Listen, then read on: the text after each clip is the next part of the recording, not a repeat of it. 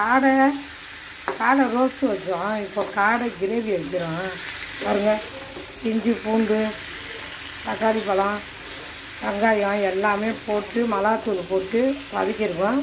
இங்கே பாருங்கள், இதை வந்து தேங்காய் தக்காளி வெங்காயம் சின்ன ஜீரகம் தூள் மிளகாய் தூள் கொஞ்சமாக போட்டு இதை அப்படியே மெழுகுத்தூள் போட்டு அரைச்சி வச்சுக்குவேன். இது வறுத்த பிறகு இதில் வந்து நம்ம இன்னும் கொஞ்சம் நல்லா கலர் விட்டதும் நம்ம இதில் போடுறாங்க பாருங்கள். 5 காடை இந்த எல்லாமே முருவிட்டு வறுத்துடுச்சு. எல்லாம் அரைச்ச மசாலா இதில் ஊற்றலாம். ஊற்றிருக்கேன். காடை வந்துருச்சு பாருங்கள், இந்த அளவுக்கு வந்துருச்சு. இறக்கிடலாம். ஞாயிற்றுக்கிழமெல்லாம் சாப்பிடுங்க பிள்ளைங்க. ஞாயிற்றுக்கிழமை 1 நாள் லீவு எங்கள் பையனுக்கெல்லாம். நல்லா சாப்பிடுங்க. நம்ம வந்து சம்பாதிக்கிறதே சாப்பிடதான். சேர்த்து வச்சு என்ன பண்ண போகிறோம்? நல்லா சாப்பிட்டுட்டு நிறையா நன்மை செஞ்சுட்டு நல்லபடியாக போய் சேர வேண்டியதான்.